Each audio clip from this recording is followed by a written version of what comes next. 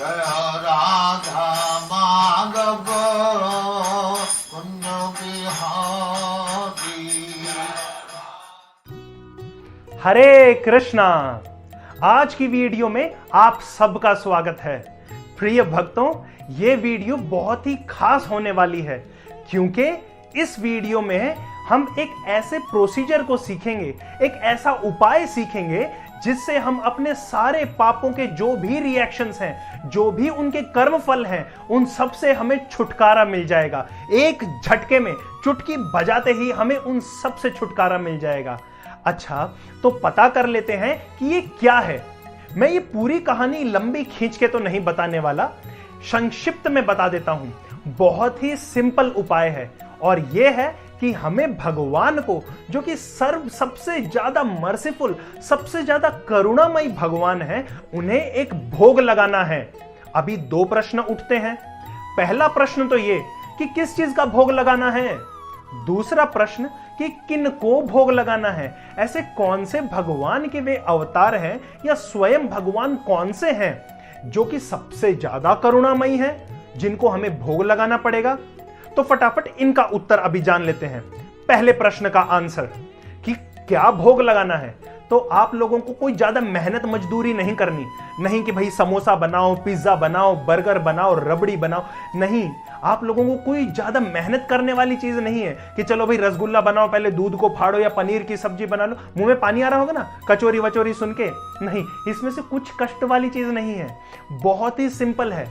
भगवान को पोहा यानी कि चूड़ा, जिसको दूध में या दही में भिगो के, चीनी या नमक डाल के और थोड़े बोड़े फ्रूट्स, थोड़े फल डाल दिए उसके अंदर, चाहे आपने अंगूर डाला हो, आपने केला डाला हो, या फिर आपने फणस, जैक फ्रूट डाला हो, आपने आम डाला हो, सेब डाला हो, इसमें से कोई भी फ्रूट डाल सकते हैं, ड्राई फ्रूट्स भी डाल सकते हैं, कोई आपत्ति नहीं है। अगर कुछ भी नहीं डालना तो केवल ये पोहा, इसके साथ में दूध या दही, ये दो चीज डाल के, थोड़ी सी चीनी मिला के या थोड़ा सा नमकीन बना के भगवान को अर्पण कर दीजिए। चलो, तो पहले का तो उत्तर मिल गया। अभी दूसरा कि किस भगवान को ऑफर करना है। हमें ये श्री नित्यानंद बलराम को अर्पण करना है। अरे नित्यानंद बलराम, क्या ये बलराम ही है या कोई और है? जी, ये नित्यानंद बलराम श्री बलराम जी ही हैं। भगवान कृष्ण के जो बड़े भाई हैं, दाऊ जी के भैया कृष्ण कन्हैया।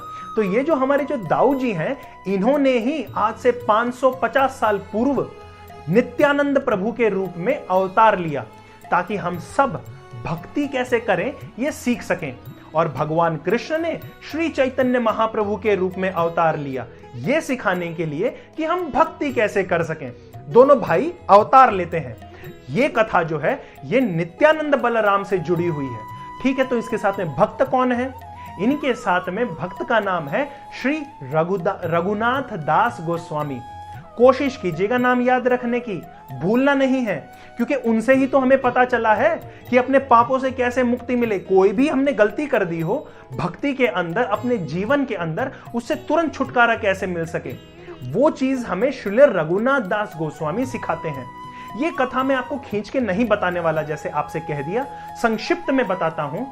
पानीहट्टी नाम की एक जगह है वेस्ट बंगाल में, भारत के अंदर, वेस्ट बंगाल, पश्चिम बंगाल, वहां पे पानीहट्टी नाम की एक जगह है। गंगा के तट पे आती है ये। तो आज से 550 साल पूर्व श्री रघुनाथ दास गोस्वामी और श्री नित्यानंद बलराम, इन दोनों का उस जगह पे आना हुआ, पानीहट्टी पे आना हुआ। कोई लेटर लिख के, आपस में बातचीत करके, कोई मीटिंग करने के लिए नहीं आए थे ये, बस दोनों वहां पे पहुंच गए। और नित्यानंद प्रभु को तो रघुनाथ दास गोस्वामी को आशीर्वाद देना था ना, इसके लिए ये वहां पे पहुंच गए। दोनों वहां पे जब पहुंचते हैं, नित्यानंद बलराम रघुनाथ दास गोस्वामी को देखते हैं, कहते हैं, अरे तुम चोर हो, तुम्हें दंड मिलेगा, तुम अपराधी हो, तुम्हें दंड मिलेगा, तुमने गलती की है, तुम्हें दंड मिलेगा। अब हमें जब ये सब सुनने को मिला, हम कहां उठेंगे? बोले दंड किस चीज का, मैंने तो कुछ किया ही नहीं। हम तो तुरंत फेंकने लगेंगे कि नहीं, मैंने ये नहीं किया, मेरी गलती नहीं है, पड़ोसी की गलती है। ये सब धड़ाधड़ चालू हो जाएगा। रघुनाथ दास गोस्वामी अपने हाथ जोड़ते हैं, श्री नित्यानंद बलराम से कहते हैं कि हे प्रभु, आप जो भी दंड मुझे देंगे मुझे स्वीकार्य है, बस एक चीज की हेल्प कर दीजिए। ये जो भक्ति है ना भगवान कृष्ण की, जो आसानी से नहीं मिलती, और कृष्ण का जो प्रेम है वो मुझे आप दे दीजिए, जो दंड देना हो मुझे स्वीकार है। जैसे ही ये भक्ति भाव दिखा रघुनाथ दास गोस्वामी का, श्री नित्यानंद प्रभु ने रघुनाथ दास गोस्वामी से कहा कि तुम्हें दंड दिया जाता है कि मैं और मेरे सारे भक्तगणों को, मेरे सारे अनुयायियों को। अच्छा हाँ, नित्यानंद प्रभु ये अकेले नहीं आए थे पानीहट्टी धाम, ये अपने सहचरों के साथ में, अपने जो भक्त हैं, अपने जो सखागण हैं, उनके साथ में वहां पानीहट्टी आए थे। और नित्यानंद प्रभु उनसे कहते हैं रघुनाथ दास गोस्वामी से कि इन सबको और मुझे भी तुम भोग बना के खिलाओ। तो शुरुआत तो हुई थी छोटा मोटा भोग बना के, और यह भी बता दिया क्या बनाना है। बोले देखो मैं ग्वाला हूं, बलराम जी ग्वाले थे, तो मैं ग्वाला हूं और मुझे अपने मित्रों के साथ, सखाओं के साथ घूम फिर के खाने में बहुत मजा आता है।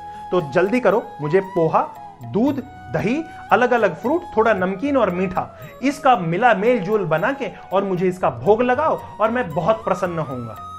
ये प्रिपरेशन जैसे ही रघुनाथ दास गोस्वामी ने नित्यानंद प्रभु को खिलाई, वे बहुत प्रसन्न हुए और उन्हें प्रेममयी कृष्ण भक्ति का आशीर्वाद दिया। यही सुविधा हमें भी मिलती है। उस दिन से, जिस दिन से ये घटना नित्यानंद प्रभु और रघुनाथ दास गोस्वामी के बीच में पानीहट्टी धाम पे हुई थी ना, उस दिन से आज तक और आज से आगे भी भक्तगण इसको एक उत्सव की तरह मनाते हैं। था तो ये दंड, एक पनिशमेंट थी ना, दंड महोत्सव, लेकिन ये दंड बन गया एक फेस्टिवल, एक सेलिब्रेशन। इसके लिए इसका नाम पड़ा पानीहट्टी दंड महोत्सव, एक उत्सव बन गया। सारे भक्तगण वो बहुत ही ज्यादा एंथुजियाज्म में आके, बहुत ज्यादा उत्साह और निश्चय में भर के, भक्ति में भर के भगवान नित्यानंद प्रभु को ये दही, चूड़ा या फिर दूध और चूड़ा, इसका मिश्रण करके उनको भोग लगाते हैं और कृष्ण भक्ति, कृष्ण प्रेम को बड़े आसानी से प्राप्त कर लेते हैं। ये पाप वाप तो साइड डिश है, ये तो साइड से निकल जाता है, छुटके से, आसानी से निकल जाता है। जो मेन चीज चाहिए वो तो कृष्ण प्रेम है, वो भी बड़े आसानी से मिल जाता है। ये जो दंड है ये महोत्सव बन गया और यही महोत्सव मैं आपको दे रहा हूं। कृपया करके श्री नित्यानंद बलराम जी को ही आप ये चीड़ा दही का जो भोग बनाएंगे ये अर्पण कीजिए। अरे यार, आपको नहीं पता कि ये भोग कैसे बनाया जाए? कोई टेंशन नहीं, टेंशन नॉट। वो बोलते हैं ना, don't worry, just chant Hari. क्यों? केवल हरि का नाम लो, क्योंकि दो भक्त हैं हमारे नहीं, नित्यानंद प्रभु के। उन्होंने ये एक स्पेशल रेसिपी, बहुत ही सिंपल तरीके की 2 रेसिपीज इसी वीडियो में बना के आपके लिए डाली हुई हैं। तो इस वीडियो को आगे तक देखें। मैं यहीं पे बोलना बंद करता हूं ताकि आप जल्दी से जल्दी सीखें कि नित्यानंद प्रभु के लिए, बलराम जी के लिए आप किस प्रकार से पहले तो आप दूध के साथ में चूड़ा मिला के कैसे भगवान को अर्पण कर सकें, और दूसरी उसी के अंदर दूसरी जो रेसिपी है वो दही और चीड़ा का मिश्रण मिला के भगवान को कैसे अर्पण कर सकें, इसके बारे में बताया गया है। तो मैं अपनी वाणी को करता हूं यहीं पे विश्राम। आप लोग नित्यानंद बलराम जी को खूब प्रसन्न कीजिए और भक्तिमयी कृष्ण प्रेम को, जो कि बिल्कुल भी इधर उधर भटकाने वाला नहीं हो। श्रील प्रभुपाद कहते हैं अनअडल्टरेटेड, अनमोटिवेटेड, यानी कि कोई और इधर उधर का मिश्रण नहीं, कोई कर्म मिश्रण नहीं है, कोई ज्ञान मिश्रण नहीं है, कोई भी योग मिश्रण नहीं है, किसी भी प्रकार का इन्फ्लुएंस हमारे ऊपर नहीं छाया हुआ। केवल भक्ति और कृष्ण प्रेम, ये आप लोग नित्यानंद प्रभु से जल्दी लीजिए। ठीक है? श्री पानीहट्टी दंड महोत्सव की जय, श्री नित्यानंद बलराम की जय, श्रील रघुनाथ दास गोस्वामी की जय, जगत गुरु पतित पावन श्रील प्रभुपाद की जय। हरे कृष्णा। तो आइए अब हम जानते हैं कि चीड़ा दही बनाने की 2 प्रकार की अलग अलग कौन से तरीके होते हैं। इसके लिए हम सबसे पहले क्या क्या सामग्री चाहिए उसके बारे में बात करेंगे। तो आप पोहा, या जिसको पोहे भी कहते हैं, वो ले लीजिए। फिर अलग अलग प्रकार के ड्राई फ्रूट्स वो ले लीजिए। केले काट के ले लीजिए, कटा हुआ आम, दूध, दही, गाढ़ा दूध, कंडेंस्ड मिल्क जिसको बोलते हैं, फिर शहद, गुड़, रोज एसेंस या गुलाब का रस, इलायची। तो आइए ये जानते हैं कि दूध के साथ में हम चीड़ा दही कैसे बना सकते हैं। सबसे पहले एक कटोरे में 1 कप दूध डालिए और उसके अंदर धुला हुआ पोहा को मिक्स कर लीजिए। अब जब आप 1 कप दूध डालेंगे तो उसके बाद में उसे अच्छे से मिलाइएगा। ये मिश्रण को मिलाने के लिए आप 1 चम्मच का भी प्रयोग कर सकते हैं। अच्छे से मिलाने के बाद में उसी को आप 2 मिनट के लिए बंद करके रख दीजिए। फिर कटे हुए आम और आधा कप जो गुड़ था ना, उसको इस व्यंजन के अंदर मिला दीजिए। जो भी हमारा प्रिपरेशन था उसके अंदर मिला दीजिए। अब जो हमने शहद ले रखा था और कंडेंस्ड मिल्क, गाढ़ा दूध, उसको डालिए। गाढ़ा दूध टेस्ट एनहांस करता है और भी ज्यादा रुचि लेके आएगा। भोग लगाने में भगवान को बड़ी प्रसन्नता होगी। फिर अंत में अलग अलग प्रकार के जो ड्राई फ्रूट्स हमने काटे हुए थे उसको इसके अंदर डाल दीजिए और अच्छे से मिश्रण कीजिए। ये मिश्रण करने के लिए आप 1 चम्मच का भी प्रयोग कर सकते हैं। अच्छे से मिलाने के बाद में आप इसके ऊपर तुलसी का दल रखें और फिर भगवान श्री नित्यानंद बलराम को इसे अर्पित कर दें। तो आइए अब दूसरा प्रकार जानते हैं कि कैसे हम दही के साथ चीड़ा दही बना सकते हैं।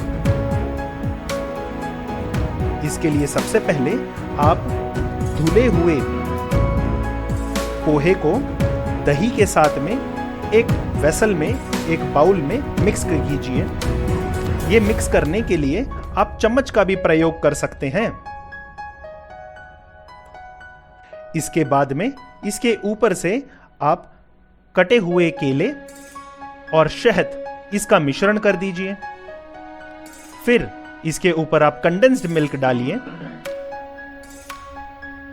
कंडेंस्ड मिल्क डालने के बाद में थोड़ा सा रोज एसेंस डालिए। जो गुलाब का जो सार था उसको डालिए। फिर इलायची हमें टेस्ट प्रदान करेगी। अंत में अलग अलग प्रकार के जो ड्राई फ्रूट्स काटे हुए थे वे सारे ड्राई फ्रूट्स डाल दीजिए। फिर बहुत अच्छे से इसको मिश्रण कीजिए, इसको मिक्स कीजिए। ये मिक्स करने के लिए आप चम्मच का भी प्रयोग कर सकते हैं। अंत में भोग लगाने से पहले तुलसी दल जरूर रखना। और अब इसका भोग लगाइए श्री श्री नित्यानंद बलराम को।